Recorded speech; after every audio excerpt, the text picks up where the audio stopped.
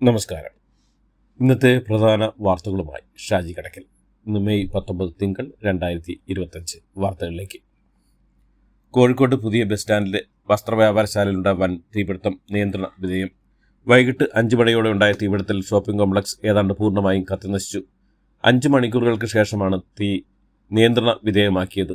നഗരമെങ്ങും കറുത്ത പുക പടർന്നു. ലക്ഷങ്ങളുടെ നാശനഷ്ടം കണക്കാക്കുന്നു. തീ നിയന്ത്രണ വിധേയമായെങ്കിലും 5 മണിക്കൂർ പിന്നിട്ടും പൂർണ്ണമായും അണഞ്ഞിരുന്നില്ല. രാത്രി 9 മണിയോടെ JCB കൊണ്ടുവന്ന് കെട്ടിടത്തിന്റെ ചില്ല് പൊട്ടിച്ച് വെള്ളം ശക്തിയായി അടിച്ചാണ് തീ നിയന്ത്രണ വിധേയമാക്കിയത്. തീ പടർന്ന ഉടനെ തന്നെ കെട്ടിടത്തിൽ നിന്ന് ആളുകളെ പൂർണ്ണമായും ഒഴിപ്പിച്ചിരുന്ന ആളപായമില്ല. ജില്ലയിലെയും പുറത്തുമുള്ള 30ഓളം അഗ്നിശമന സേനാ യൂണിറ്റുകൾ പണിപ്പെട്ടാണ് രാത്രി 10:30 തീ നിയന്ത്രണ വിധേയമാക്കിയത്. കോഴിക്കോട് ബസ് സ്റ്റാൻഡിലെ കെട്ടിടത്തുണ്ടായ തീപിടുത്തത്തിൽ അന്വേഷണം. 2 ദിവസത്തിനുള്ളിൽ അന്വേഷിച്ച് റിപ്പോർട്ട് നൽകാൻ ജില്ലാ കളക്ടർക്ക് ചീഫ് സെക്രട്ടറി നിർദ്ദേശം നൽകി. മുഖ്യമന്ത്രിയുടെ നിർദ്ദേശപ്രകാരമാണ് അന്വേഷണം. കോഴിക്കോട് ബസ് സ്റ്റാൻഡിലെ കെട്ടിടത്തിലെ തീപിടുത്തം മുന്നറിയിപ്പും താക്കീതുമാണെന്ന് കോർപ്പറേഷൻ കൗൺസിൽ പാർട്ടി നേതാവ് KC ശോഭിതയും ഉപനേതാവ് K മൊയ്തീൻ കോയയും വാർഡ് കൗൺസിൽ SK അബൂബക്കറും പറഞ്ഞു. ഫയർഫോഴ്സിന് തീ അണയ്ക്കാൻ മണിക്കൂറുകൾക്ക് വേണ്ടി വന്നു. കെട്ടിടത്തിന് മുകളിലേക്ക് കയറാൻ പ്രയാസം നേരിട്ടാണ് തീ നിയന്ത്രണ വിധേയമാക്കാൻ വൈകിയത്. കെട്ടിട നിർമ്മാണത്തിലെ അശാസ്ത്രീയ ഘടനയാണ് ഇതിന് കാരണം. കോഴിക്കോട് തീപിടുത്തമുണ്ടായ കെട്ടിടത്തിൽ അഗ്നി സുരക്ഷാ മാനദണ്ഡങ്ങൾ ലംഘിച്ചോ എന്ന് പരിശോധിക്കുമെന്ന് കോഴിക്കോട് ഡെപ്യൂട്ടി മേയർ മുസാഫർ അഹമ്മദ്. എന്താണ് സംഭവിച്ചതെന്നും കെട്ടിടത്തിന്റെ കുഴപ്പങ്ങളുണ്ടോ എന്നും പിന്നീട് പരിശോധിച്ച് ആവശ്യമായ നടപടികൾ സ്വീകരിക്കുമെന്നും അദ്ദേഹം പറഞ്ഞു. ആഗോള കാത്തോലിക്ക സഭയുടെ മാർപ്പാപ്പയായി ലിയോ 14 സ്ഥാനമേറ്റു. മുക്കുവന്റെ മോതിരവും പാലിയവും സ്വീകരിച്ചുകൊണ്ടാണ് സ്ഥാനം ഏറ്റെടുത്തത്. സമാധാനം പുലരുന്ന പുതിയ ലോകം സാധ്യമാകണമെന്ന് സ്ഥാനമേറ്റ ചടങ്ങിൽ മാർപ്പാപ്പ പറഞ്ഞു. 2 മണിക്കൂറോളം നീണ്ടുനിന്ന ചടങ്ങുകൾക്കൊടുവിലാണ് ലിയോ 14 മാർപ്പാപ്പയായി സ്ഥാനമേറ്റത്. ദൈവസ്നേഹത്തിന്റെ വഴിയിൽ നിങ്ങൾക്കൊപ്പം നടക്കാൻ ആഗ്രഹിക്കുന്നുവെന്നും സ്നേഹവും ഐക്യവും പ്രധാനമാണെന്നും ലിയോ 14 മാർപ്പാപ്പ പറഞ്ഞു. വത്തിക്കാനിൽ നടക്കുന്ന ആഗോള കാത്തോലിക്ക സഭയുടെ മാർപ്പാപ്പയെ സ്ഥാനമേൽക്കുന്ന ചടങ്ങിലാണ് ലിയോ 14 പ്രതികരണം.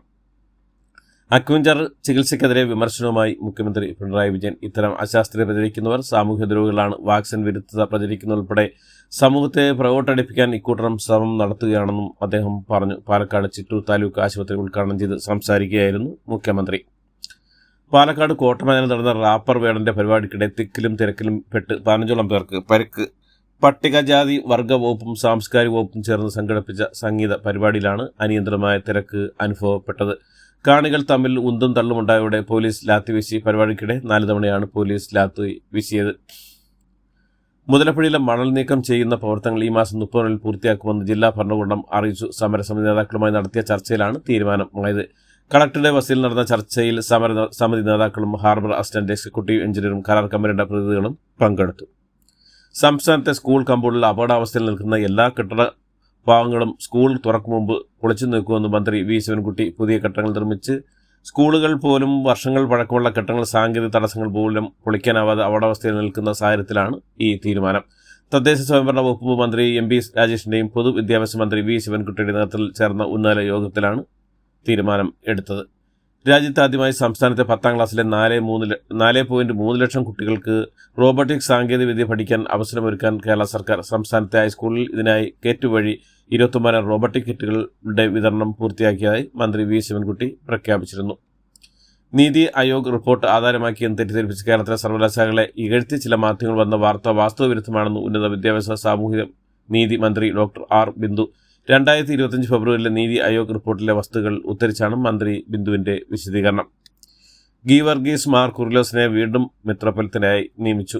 നിരണം ഭദ്രാസന്റെ ചുമതലയിലേക്കാണ് വീണ്ടും നിയമനായി. 2023 കുറിലോസ് സ്വയം ചുമതല ഒഴിഞ്ഞിരുന്നു.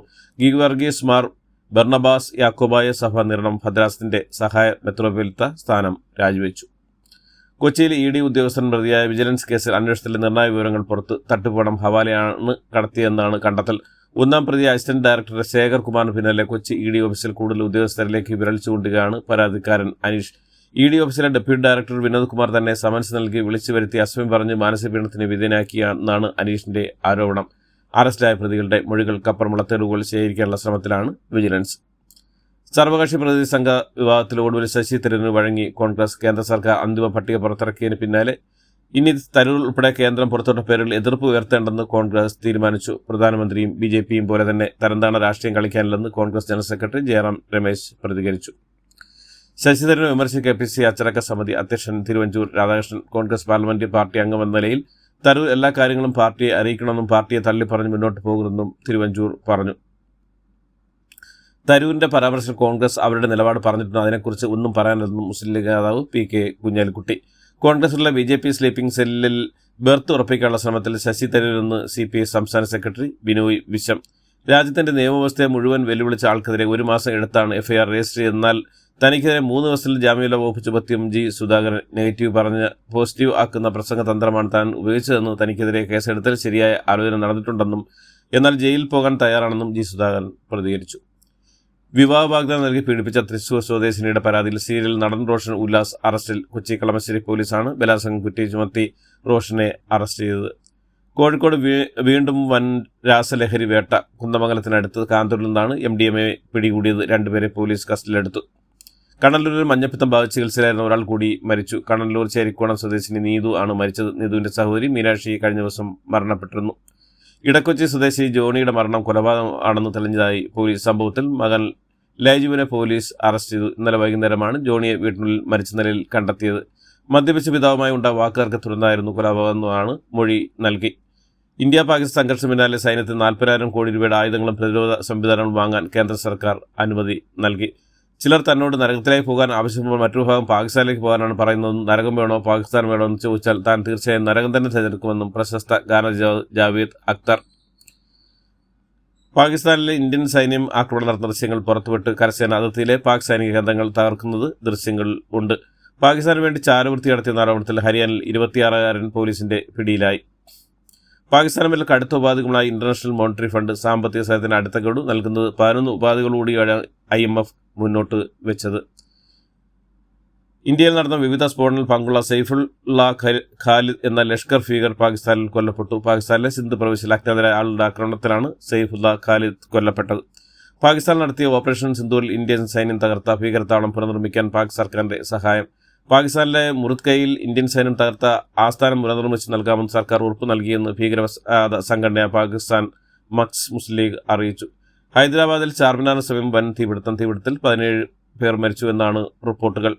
കാൺപൂരിൽ ഹെയർ ട്രാൻസ്പ്ലാന്റേഷൻ പിന്നാലെ 2 എഞ്ചിനീയർമാർ മരിച്ച സംഭവത്തിൽ കൂടുതൽ വിവരങ്ങൾ പുറത്ത്. ഹെയർ ട്രാൻസ്പ്ലാന്റ് ചെയ്ത് ഇക്കാര്യത്തിൽ വൈദഗ്ധ്യമില്ലാത്ത ദന്ത ഡോക്ടറാണെന്ന് പരാതി.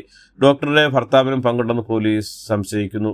നടു റോഡിൽ പെട്ടെന്നുണ്ടായ 8 അടിയോളം ആഴമുള്ള കുഴിയിലേക്ക് വീണ് കാറും യാത്രക്കാരും. തമിഴ്നാട്ടിലെ ചെന്നൈയിൽ ശനിയാഴ്ച വൈകുന്നേരം 5 മണിയോടെയായിരുന്നു സംഭവം നടന്നത്. ഇന്ത്യയിൽ നിന്ന് US കയറ്റുമതി ചെയ്ത 15 ഷിപ്മെന്റ് മാമ്പഴം തടഞ്ഞു. ഇന്ത്യയുടെ ഏറ്റവും വലിയ മാമ്പഴ കയറ്റുമതി വഴിയാണ് US. ആവശ്യമായ രേഖകളിലും ചൂണ്ടിക്കാട്ടിയാണ് വിവിധ വിമാനത്താവളങ്ങൾ മാമ്പഴ ലോഡുകൾ തടഞ്ഞതെന്ന് എക്കണോമിക് ടൈംസ് റിപ്പോർട്ട് ചെയ്യുന്നു. ഇതോടുകൂടി ഇന്നത്തെ വാർത്തകൾ അവസാനിക്കുന്നു. എല്ലാവർക്കും നന്ദി, നമസ്കാരം.